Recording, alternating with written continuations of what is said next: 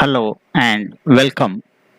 The editorial with Hindu today is back and forth. Back and forth refers to some decisions that oscillate virtually. Uh, if you have said yes to something and then you revert back to no, this is back and forth. It is also used for movement of pendulum. Let us go with a passage and topic. Some words that have been used over here in this passage are back and forth, that is, oscillate, to and fro, indecisive, things like that. Credence in this passage refers to importance. Paying lip service is speaking to do something but not doing it is lip service. So the subtopic for back and forth is Pakistan must fulfill its FATF obligations by acting against terrorists. Now, these are the things spoken against back and forth decisions making action of Pakistan. So, uh, the subtopic suggests that Pakistan must fulfill FATF obligations, and those obligations demand action against terrorists. Let us go to the passage. Pakistan's move to tackle terrorism on its soil. On its soil, what does it refer to?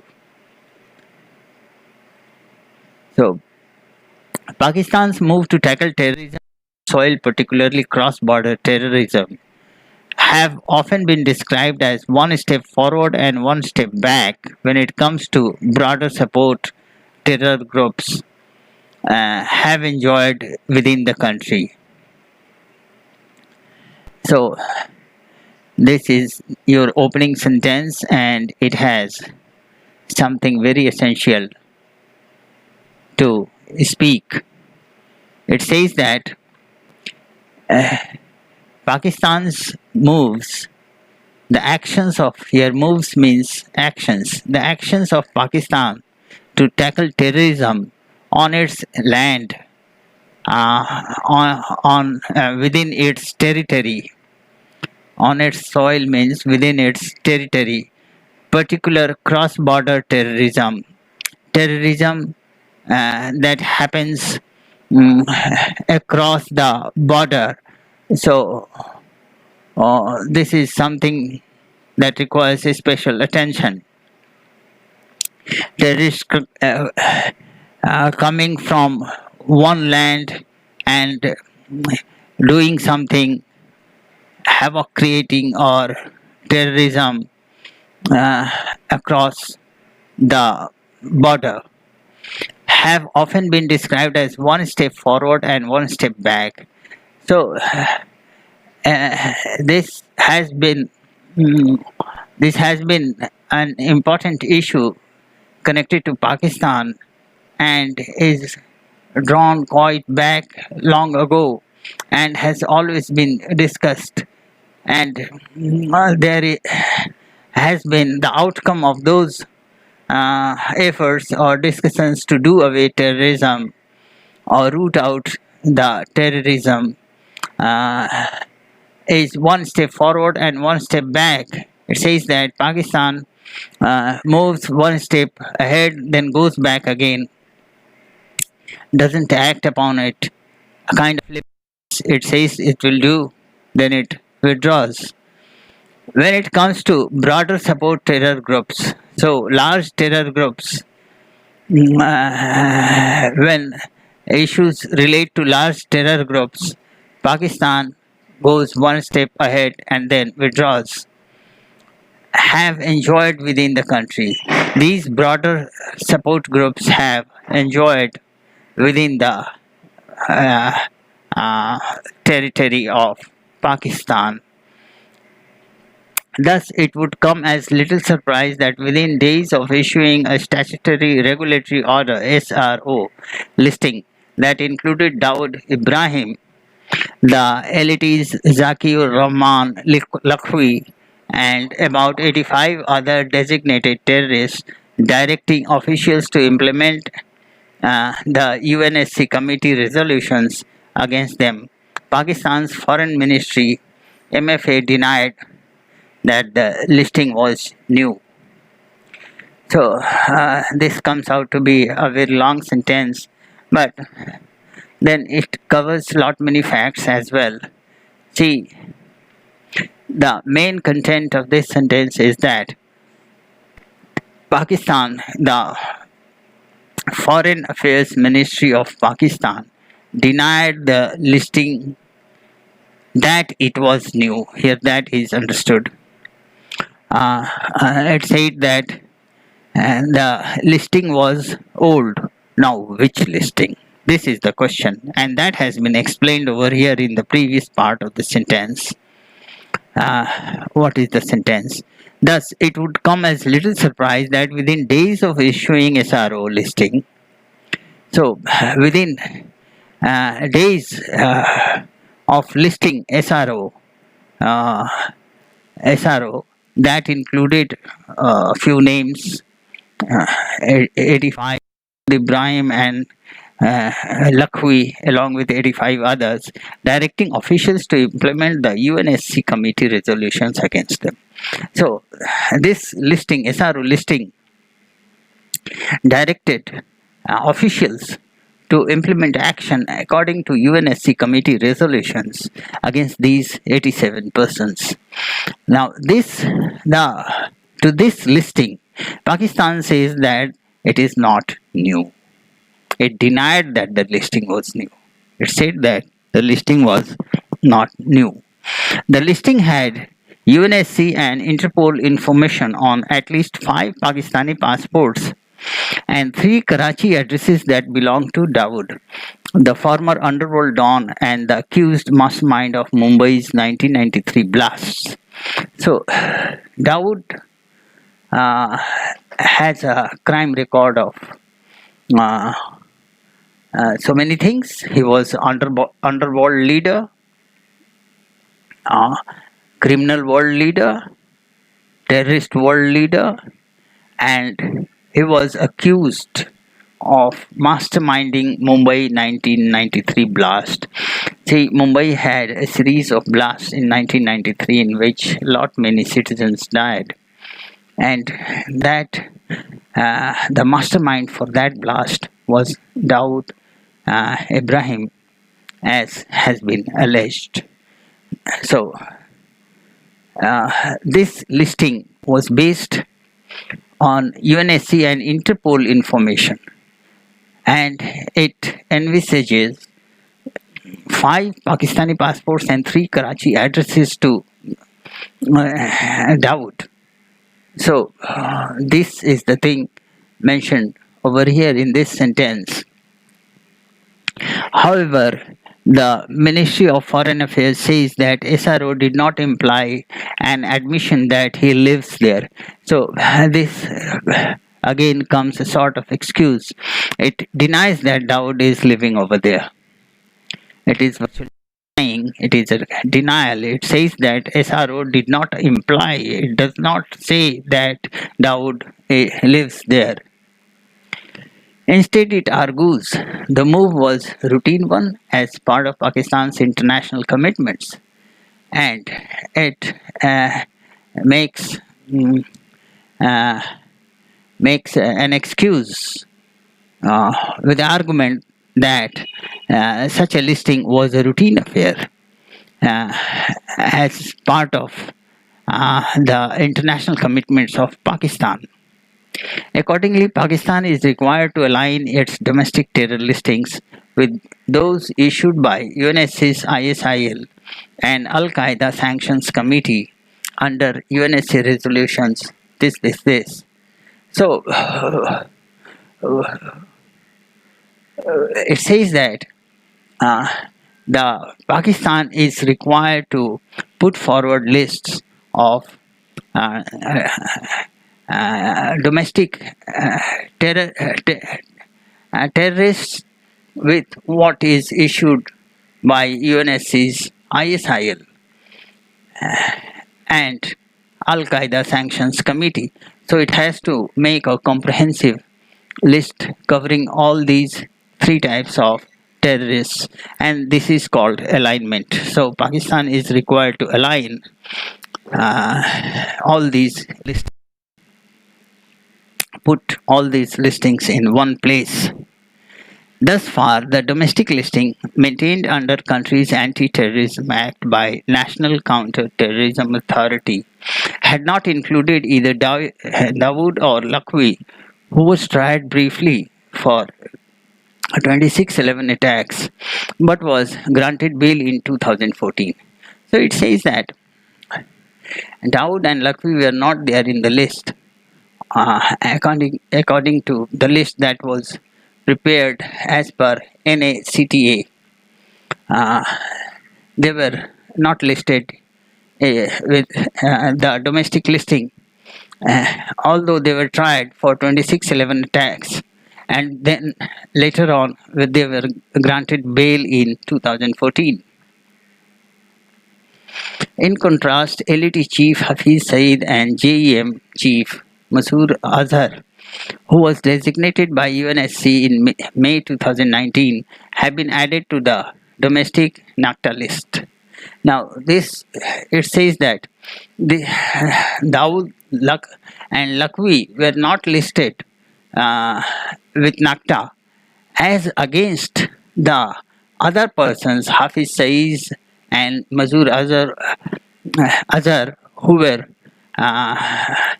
were incorporated in the NACTA list. So, a kind of discrepancy over here has been found out. The MFA also claims that listing that included Dawood and Lakhvi had been issued earlier, a claim countered by Indian government sources who say this is a first. Now it says that the Ministry of Foreign Affairs of Pakistan says that Lakhvi and Dawood were listed earlier. But to this, India contradicts and says, no, this list is the first list in which Dawood and Lakhvi have been listed. So, this first para gives a comprehensive detail of what Pakistan is doing against terrorism and still making an effort of to and fro in its decision. The second para, the confusion over SRO and Pakistan's disclaimer give credence to the belief that its government lacks a seriousness of purpose when it comes to its actions against all terrorists. Now it says that when it comes to handling terrorists, Pakistan doesn't give much importance to it. So this is the confusion over SRO, and Pakistan's claims that the confusion over SRO, the SRO is a list forwarded by Pakistan, and the Pakistan disclaimer, the claim of the Pakistan government of Pakistan, both things create a sort of confusion regarding credence to the belief that government lacks seriousness of purpose when it comes to action against terrorists. So this is the main question, that though Pakistan has put forward a list, actual action will occur or not is something to be seen in future, and this is where the doubt is, or rather confusion has been promulgated, has been put forward.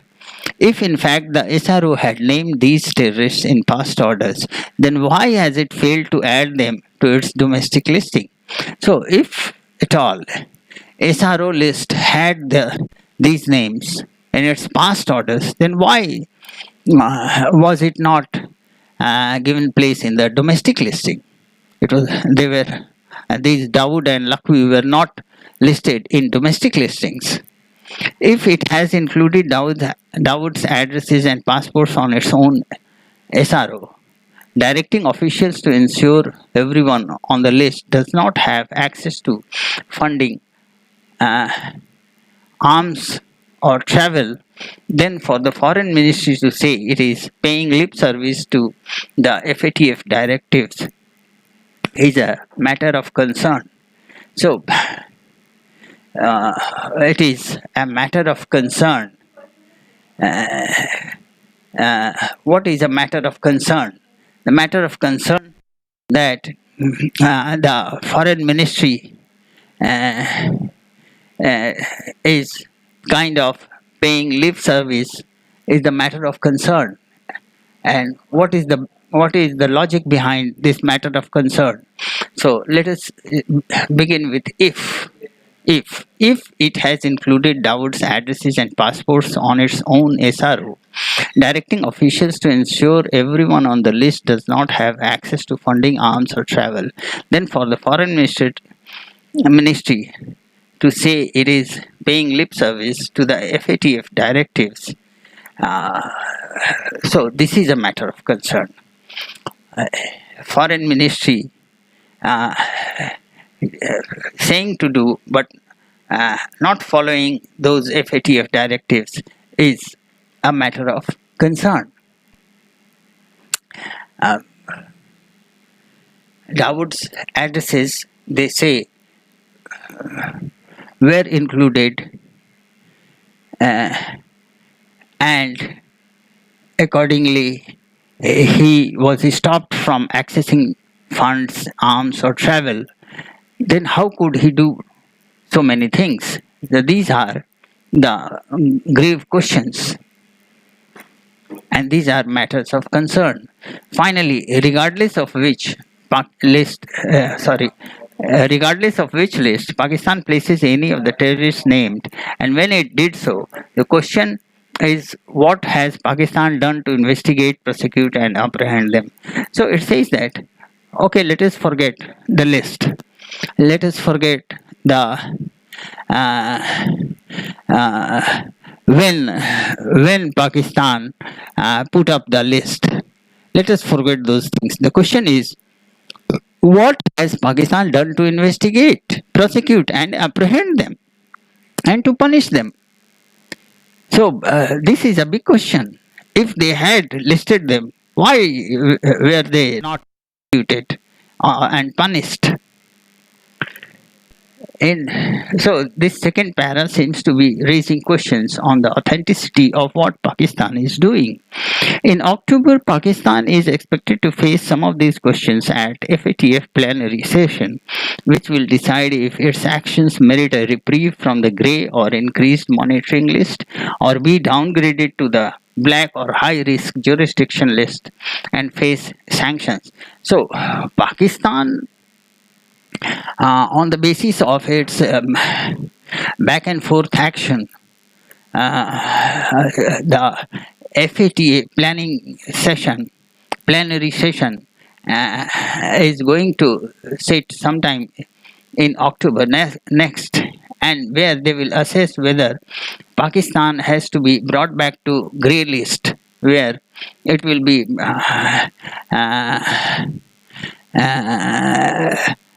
allowed for increased monitoring, or will be put back to the blacklist, where it will be declared as a high risk jurisdiction. Pakistan, the territory of Pakistan, listed as high risk jurisdiction and will have to face sanctions, is to be decided in the next FATF plenary session, and where Pakistan has to answer some of the questions raised above